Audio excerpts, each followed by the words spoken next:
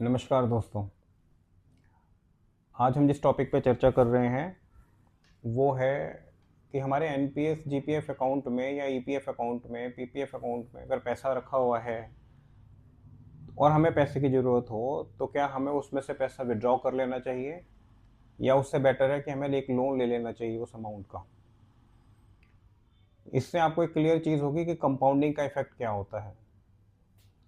मैं आपको एक एग्जांपल के तौर पे समझाऊं तो हमारे मान लीजिए अकाउंट में आपको एनपीएस या जीपीएफ अकाउंट के अंदर आपके पास 10 लाख रुपए हैं जो आप विड्रॉ कर सकते हो। ये विड्रॉवल अमाउंट है जिसे आप विड्रॉ कर सकते हैं, परमिशन है आपके पास। परंतु आप क्या चाहते हैं, आपके मन में ये बात आती है कि मुझे 10 लाख रुपए निकाल लेने चाहिए या मुझे 10 लाख का लोन ले लेना चाहिए। तो उस मोमेंट पर हम इस चीज़ को कैसे डिसाइड करेंगे, उस डिसीजन मेकिंग पे मैं आपके लिए एक छोटी सी वीडियो समझाता हूँ इसमें। कि मान लीजिए अगर आपने लोन लिया है, आप एक लोन लेते हैं और लोन लेते हैं 10 लाख रुपए का जिसने की आपको ज़रूरत है, और उस 10 लाख रुपए के लोन के ऊपर जो आपका रेट ऑफ इंटरेस्ट है 10.5% पर एनम। और इसका जो आपको टाइम फ्रेम है वो मान लीजिए आपके पास है कि मुझे 5 साल के लिए लोन चाहिए। ये सारा डेटा अगर हम रख लें तो इसके अंदर अगर हम ईएमआई निकालते हैं तो ईएमआई हमारी 5 साल की 21,493 रुपये 90 पैसे पर मंथ आती है। तो दैट मीन्स हम टोटल इंटरेस्ट जो पे करेंगे, total interest that would be paid for 5 years is 2,89,634।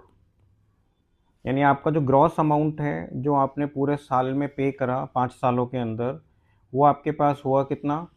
वो आपके पास हुआ 12,89,634 रुपये।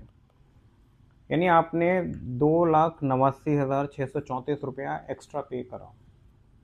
अब हम इसी सिचुएशन को थोड़ा रिवर्स ले लेते हैं कि मान लीजिए कि मैंने वो अमाउंट अब उसमें से निकाला नहीं था और लोन ले लिया था। अगर मैं निकाल लेता तो कितना नुकसान और हो जाता वो भी देखिएगा।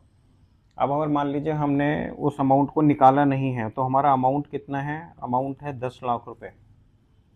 10 लाख रुपए के अमाउंट पर हमारा जो जीपीएफ रेट ऑफ इंटरेस्ट है, मैं अभी वही लगा रहा हूँ, जीपीएफ रेट ऑफ इंटरेस्ट ये है 7.1% पर एनम। हमारा टाइम फिर उतना ही है 5 साल का। और 5 साल के टाइम के बाद अगर हम इसके अंदर देखते हैं तो हमारा ग्रॉस कितना आता है टाइम, यानी total interest that is compounding. जो सबसे बड़ी चीज़ है इसमें कंपाउंडिंग है कि जो इस साल में इंटरेस्ट मिला है उसका ब्याज आपके मूल में जुड़ जाएगा 10 लाख में, फिर अगले साल में मिलेगा आपको, वो पूरे पे मिलता है।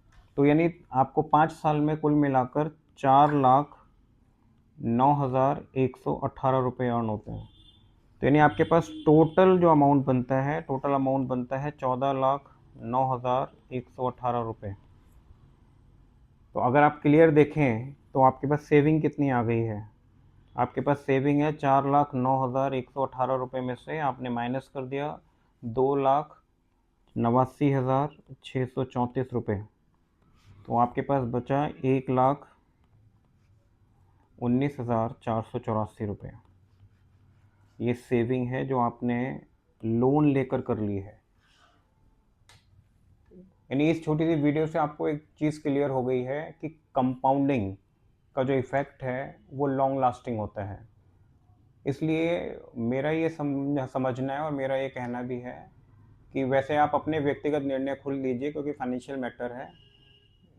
सिर्फ मैं ये कहना चाहता हूँ कि अगर कभी भी आपको पैसे की ज़रूरत पड़ती है और आपके लंबी थोड़ा सा समय है, आपके पास नौकरी है आपके पास, तो डिस्टर्ब ना करें अपनी कंपाउंडिंग को।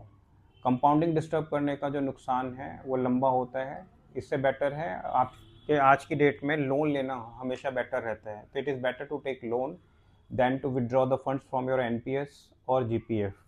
और अगर मैं इसी के अंदर ईपीएफ अगर लगाऊं तो 8.25% ईपीएफ है आज की डेट पे। उसका अगर मैं इसमें अमाउंट लगाता हूँ तो ये अमाउंट जो 4,09,000 है वो राउंड अबाउट 4.5 लाख या 4,64,000 रुपये के करीब हो जाता है। और अगर इसमें एनपीएस अगर एक्सआईआरआर अगर हम लगा लें इसके अंदर 9% की, तो यही चीज़ जो है कि 4.25 लाख के करीब हो जाती है। तो ये बेयर मिनिमम हमने इसमें कैलकुलेशन रखी है। मुझे आशा है कि आप इस समय अब एनालाइज कर पाएंगे इन बातों को कि मुझे कब लोन लेना है और कब विड्रॉ करना है। इसको हमेशा ज़रूर चेक कर लीजिएगा। जब भी आपका विड्रॉल अमाउंट, आपका लोन अमाउंट और विड्रॉल करने में जो आपकी इनकम हो रही है अगर वो कम हो रही है तो विड्रॉ करना बेटर होता है, और जब आपका इनकम उधर ज़्यादा है तो आपको लोन लेना बेटर होता है। लेकिन आपकी अगर नौकरी लंबी है तो I would suggest do not withdraw from your NPS, GPR और PPF whatever you are having right now, that you must go for loans. Loan लीजिए आप, सरकारी व्यक्ति हैं या गैर सरकारी हैं, दोनों ही व्यक्तियों को आज की डेट में लोन बड़ा आराम से मिलता है। ये पहले जैसी सिचुएशन नहीं है। आज की डेट में बैंक्स आपको फ़ोन करते हैं लोन लेने के लिए। लोन आप सबसे पहले अपनी क्रेडिबिलिटी देखिए। आप अपना ये देखिए कि लोन आपका जितनी इनकम है उस इनकम का 40% आपका ज़्यादा से ज़्यादा ईएमआई होना चाहिए, उससे ज़्यादा की ईएमआई ना हो, बर्डन भी नहीं होना चाहिए आपके ऊपर। I hope this video would help you to make a decision in this financial inclusion. Thank you very much. Have a good day.